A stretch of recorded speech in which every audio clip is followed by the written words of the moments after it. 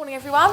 I think we look like a double act, James, don't we? I think we're going to take the breakfast TV thing ongoing because we've got kind of a talented young woman and a letchy old man to sit next to her. Oh, okay. Thanks. Morning, everyone. My name is Chloe. I'm the Customer Experience Manager for New Look. I oversee the Customer Experience Programme for all of our UK-based stores and our outsourced contact centre. That's great. My name's James Bolle. I'm Head of Client Services and Country Manager at InMoment in our Birmingham office. And at InMoment, we're passionate about helping brands understand their customer stories and optimising their customer experiences as a result. And we're delighted and very proud to say that New Look is one of our clients globally. I'm very excited today to help Chloe present her story to you about kind of how New Look has been on this journey towards customer centricity. So, Chloe, I wonder if you could start by telling us a bit about New Look. So New Look is a fashion retailer. We've been around for over 40 years now. We opened our first store, very small first store, in Taunton in 1969. In the late 80s, we branched out and opened stores in Europe. In the late 90s and early 2000s, we started to look at other lines and other ranges that we could work with, and we began selling teens wear, maternity, menswear. In 2007, we started trading online, and then in 2011, we started our mobile app, so you can shop online with your mobile device. We now have over 700 stores around the UK. I think you probably don't go down a high street now without seeing a New Look store. And we've now got stores in France, Belgium, Poland, and China.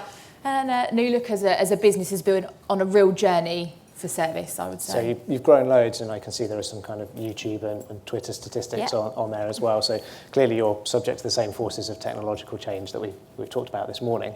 Have your customers changed over this time? Yeah, absolutely. So our core customer is still the lady, late 20s to early 30s. But when we decided to start writing our strategy, we knew that it was really key to not just focus on our core customer. We had to focus on all the customers that we've got shopping with us. So as an example, plus size, petite customer, menswear is growing at a really, really rapid rate for us. So we've now got 7 standalone menswear stores, which I'm sure you didn't know.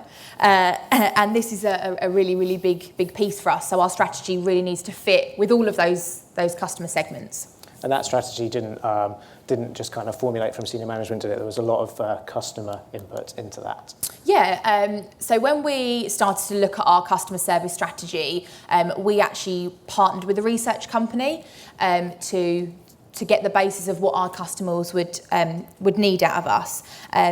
And what we can do to kind of increase customer shopping experiences. So we were really fortunate that we actually met real life customers, took them out for tea, coffee, some even lunch, and said to us, what are the real pain points when you shop with us? What can we do to make the experience better? And that's then how we were able to come to 5 key pillars of our strategy. So our strategy is quite simple. We want authentic people who are happy, who respect and have real awareness of our customers. Demonstrable, so meaning that they can demonstrate a good or sound understanding of the products that we have in our store, therefore can recommend products to our customers and kind of discover what they need. So they're the kind of 5 key pillars of our service strategy. And that came from the interviews that you did. You found that all of the customer segments had a similar need for this type of service experience. Yeah, absolutely. So regardless if you're a young girl, a teenage girl starting out, just finding your own style, or you're a man running in to kind of get a suit for a wedding or something like that, I think these key pillars every customer would need. And it started from a store perspective, but you're obviously an omnichannel business. This service strategy, is that going to be rolled out in the other channels as well? Yeah, absolutely. So retail is obviously a huge focus for us, but we do have a large contact centre as well that we have outsourced at the moment. These key pillars are transferable and will work for them absolutely as well. And then this will become part of your brand promise to your customers across the piece. Absolutely. That's fantastic. So something that everybody has talked about this morning, I think is apparent here as well, is how important your team must be must be in this to deliver the 5 pillars. Can you tell us a bit about that? Yeah, absolutely. So before we could go and implement a customer service strategy, we wanted to focus on our people.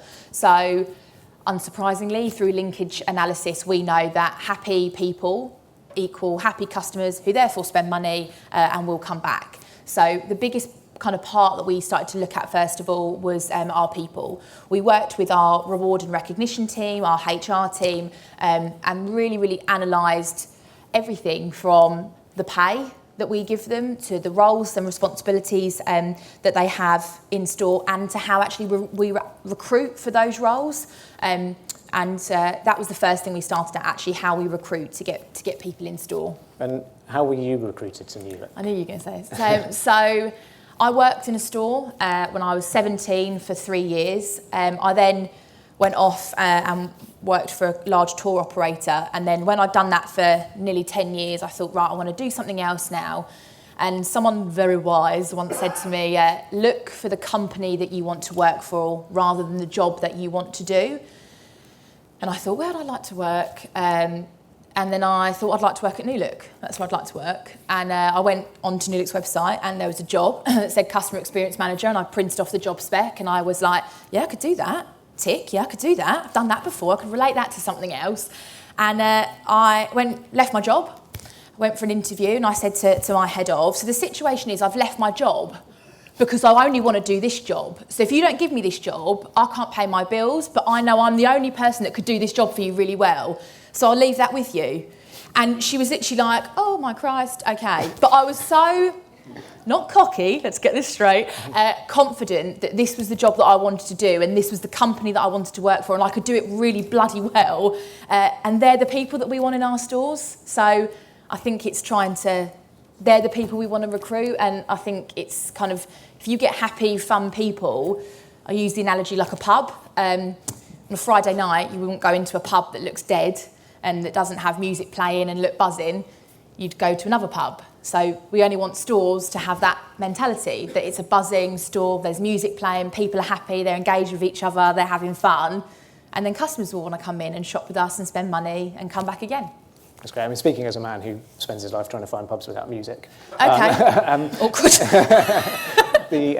But it's creating that atmosphere and making New Look that kind of place to work that attracts people and attracts the right sort of people. I mean, Matt used the phrase hire an attitude and train the skills. I mean, I take it that's your approach as well. 100%. For me, it's regardless if they've worked in M&S, John Lewis. It doesn't, we can teach the skill of using a till. What we can't teach is for someone to have a conversation, which to everyone in this room seems very basic to have a conversation, I'm sure, but funnily enough, the younger generation can do this and have a conversation with someone, but they can't have a conversation face to face. So for us, that's what we're trying to find, is people who can communicate. So that's great. And we've heard a lot this morning already about how you can, processes can get in the way of people doing good things as well, but after you looked at your people, you looked at your processes, I understand. Yeah, absolutely. So I'm sure at some point a lot of people in this room have worked in a shop or have done face-to-face service. It's really hard to work in a shop. When I go back and work in store, I go home and I'm absolutely exhausted. Like my feet really hurt, and it's really, really tough. So before we can say, right, we're going to hire all these great people, and we're going to put this really great strategy in where you can talk to all these customers, if we don't actually give them the correct tools to do their job and an easy way to trade a store, it makes it really, really impossible for them. So we put a project team together called Project Rome, where we actually looked at every single process that we have in store and what it takes to actually trade a retail store. We looked at loads of things. So we looked at the customer strategy and the pain points that we have and how we can relate that to the things that we have happening in store. So as an example, from the customer feedback that we got when we started to create our strategy, we know that customers are happy to queue and wait to be served at a till. What they're not happy to do is see only 3 tills being served or working, but then 3 other tills that are completely empty. That's so frustrating, and you're all nodding your head. So guess what? If we can never ever operate those 6 tills other than on Christmas Eve, don't put 6 tills in a shop, which to me is very simple. So the pain point is I'll queue, but not when there's 3 empty tills. So the idea is let's actually speak to the people that make our shops or, shop fit, and don't put that many tills in. Or remove those tills and put in a click and collect till or a doddle till. So it's things like that we're really looking at. That's fantastic. So one of the things that strikes me about that is empowering customers in your organisation. You need somebody that's looking across the whole experience and joining it all together. Is that your job? Yeah. Yes, but it's trying to get not just like our retail staff, not just our contact centre staff, but senior managers. Every single person has a huge part, obviously, that impacts our customer. So initially going to people that do our shop refits and saying, you're going to be involved in our customer experience, they probably thought, well, why does this affect me? And it's kind of bringing everyone within our business on that journey with us. That's great. So you've got your strategy and you've got your people and the processes in place. What's next? Doing it, actually getting the service within store. So now that we're kind of cracking the operational part and the people that we've got are good people, we really, really know that customers need more than just a transaction now when they go into store. They need a real experience. So absolutely, the store that they go into needs to look great. We call it Instagram perfect. So anyone that's on Instagram will know that everything that you can do, you can filter, and it all looks, like you never have a spot. You look just like fantastic and whatever. So the idea is that we try and make our stores look great. And the products that we put in stores, they obviously have to be what people want. But the real key thing is the people that we put in our stores, and that is what will retain our customers.